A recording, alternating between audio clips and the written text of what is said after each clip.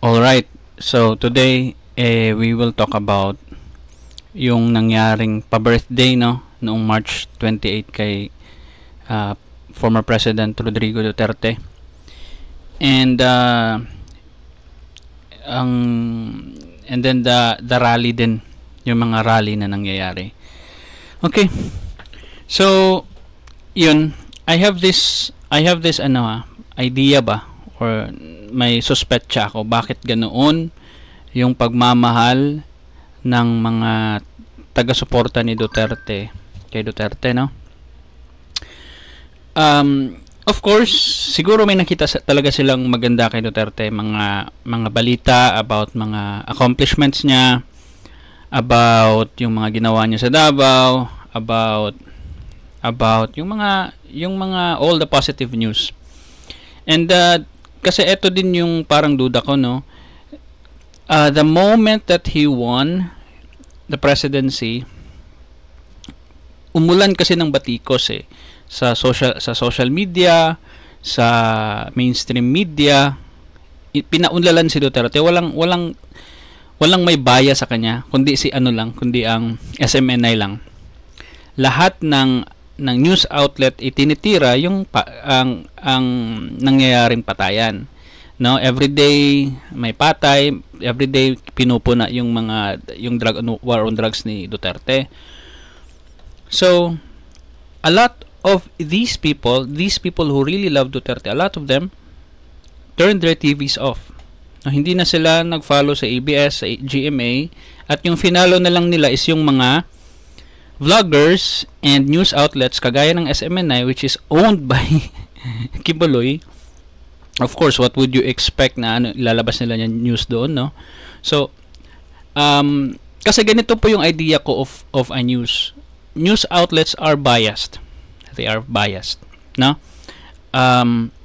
Ilalabas nila yung mga balita na they think gives value to their viewers, no? Kaya nga, and then another thing, aside from gives value na fact, yung pinapanood ng tao at pinaniniwalaan.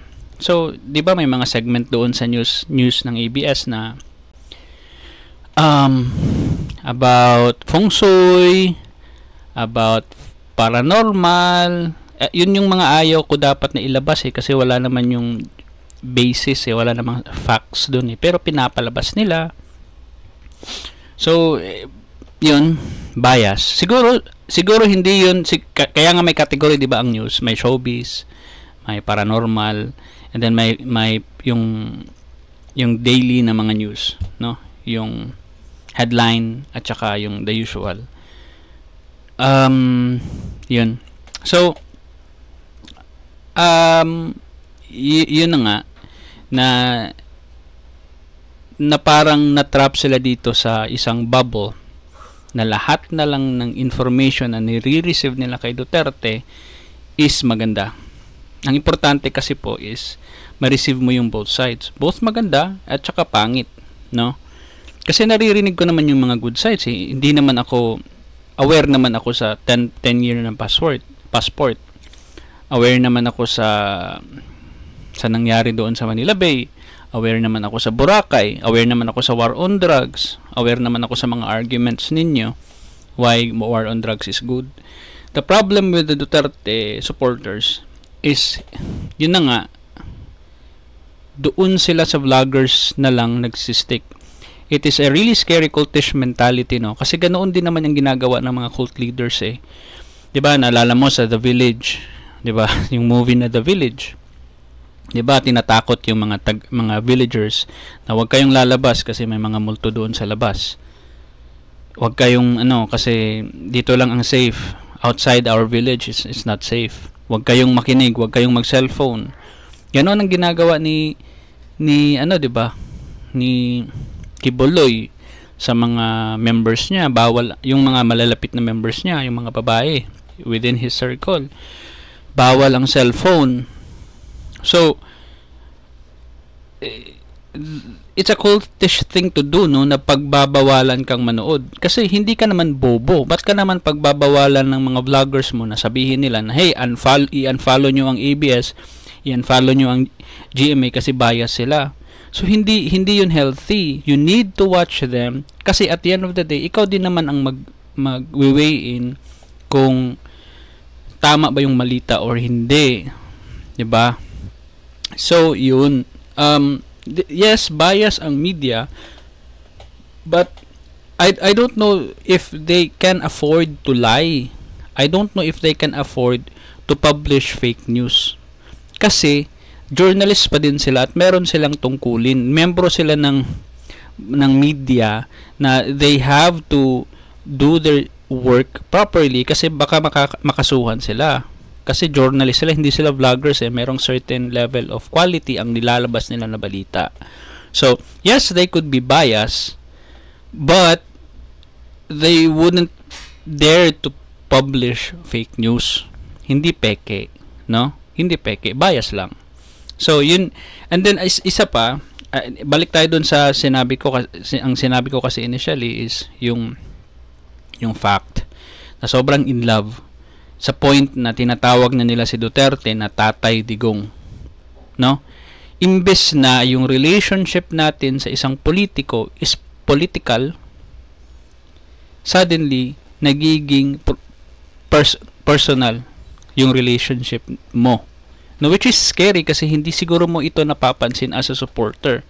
Kasi yung mga post ng mga DDS, walang ganitong nangyari na pa-birthday sa isang presidente. First time in history na merong mga supporters kasi ganoon ka namin kamahal. Please check whether you really love Duterte or you were just really brainwashed. Kasi ganito po kung i-compare mo yung daily consumption ko sa politics versus you. I don't fucking know what Leni Robredo's favorite food is. But you know, alam mo na inununan. 'Di ba? Yun yung mga nababasa natin sa Facebook na kawawa naman si tatay, magpapadala ako ng inununan sa dahig kasi walang inununan doon. Tsaka yun yung request niya, magpapadala ako ng Coke Zero. So, I don't fucking know the personal life of the candidate that I'm following. There's some bits of personal information. For example, yung na-viral na picture ni Leni Robredo na, wow, si Leni Robredo pumipila pala. Hindi pala niya ginagamit yung VIP na access niya para mauna sa linya. Pumipila siya sa bus, pumipila siya sa NAIA, and it's nothing to be proud of, no? Kasi dapat mong gawin 'yan. No, normal dapat mong gawin 'yan, hindi siya dapat commendable kasi dapat namang gawin 'yan ng tao No, hindi siya commendable, no? But of course, since yun na nga, yun yung perception natin na pag sikat na tao hindi siya nagfa-follow sa mga basic na rules, yun namamangha tayo. So hindi siya dapat ikamangha, no? But that's about the personal things that I know about Leni Robredo. Of course, I know nga na meron siyang husband na si, kalimutan ko pa nga yung pangalan, na naging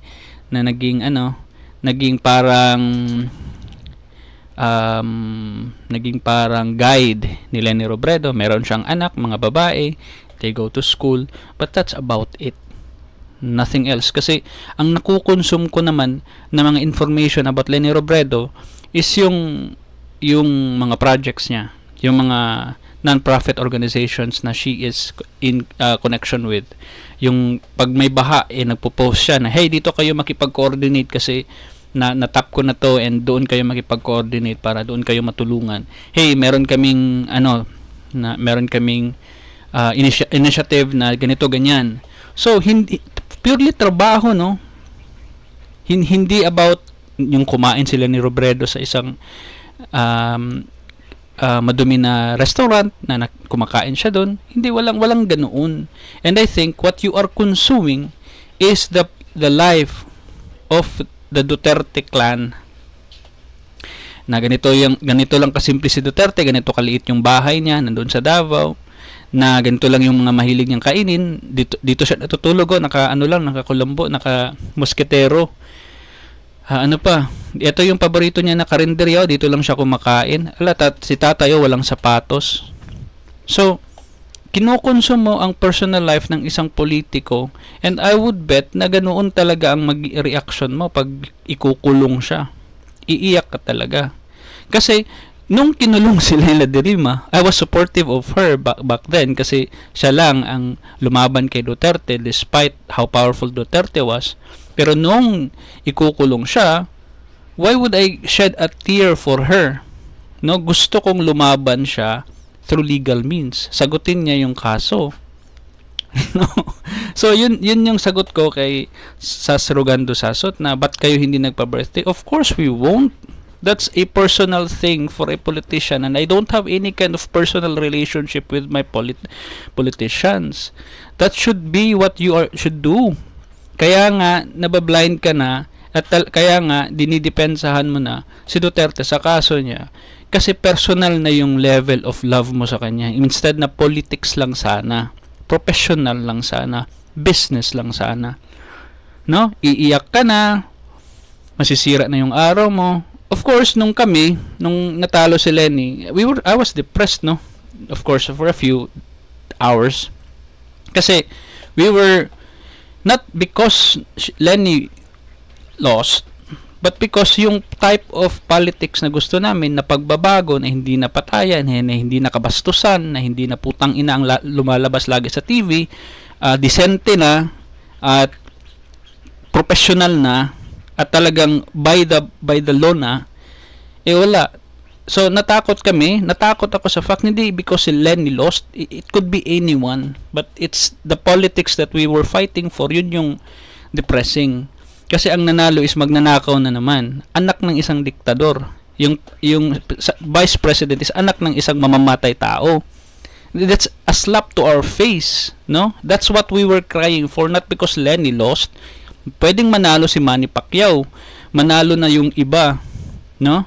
Hindi kami magrereklamo, pero ang pinalano nyo yung taong binoto nyo is anak ng isang diktador, yung isa is anak ng isang mamamatay tao. So that's what we were crying, not because we want Lenny to win. No. So yun, that's my theory, no, na baka sobrang personal yung mga lumalabas na mga vlogs ng mga vloggers na paborito mo. Sobrang di ba si Bongo naka-selfie sa kung saan si Duterte. So very personal ba? Very personal, and you are following it, you are liking it, you are hearting it, you are sharing it as if your relationship is very personal, hindi professional.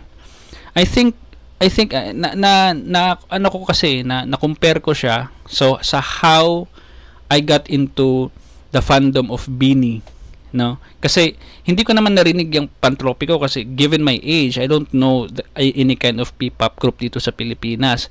Pero nag-scroll ako sa TikTok, suddenly may mga memes na hindi ko kilala yung mga babae na nasa mga clips pala yun sa mga live videos ng Bini, and doon ako na-hook sa kanila, hindi sa song nila but because how genuine they are when they interact with their fans, when they talk with each other. Parang nakaka-relate ako na, hey, these are very simple girls, no? And I think very tawag doon, I can relate to them kasi I am like them.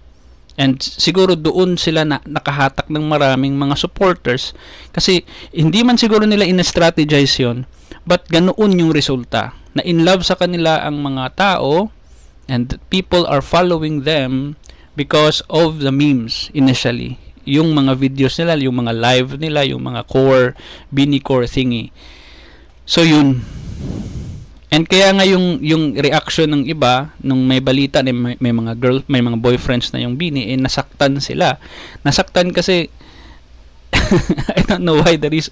Maybe because they are attached now personally with them, even though those people, even though the Bini members don't know any shit about their fans. Pero nasasaktan yung fans nila, yung iba. So I think that's what happened, no? Na siguro very personal na level ang pagka in love mo kay Duterte.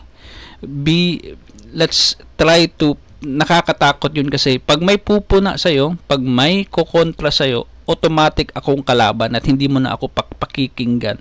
Kasi of course, sino ba naman ako na kukontra sa personal mong relationship sa isang politiko? Sino ba naman ako na magkukontra sa personal mo ng in love sa isang tao, sa isang politiko? Kaya sinabi ko nga sa previous video, kaya nakakadiri na magpa-birthday kay sa isang politiko. Nakakadiri. Kung merong mang nagbe-birthday kay Leni Robredo, nakakadiri kang kakamping ka. Walang gagawang ganyan na mga voters. Kasi hindi kami fans. Hindi kami fans, no? Hindi kami nagse-celebrate ng birthday ng mga idols namin. Bakit nagawa mo yan sa isang politiko?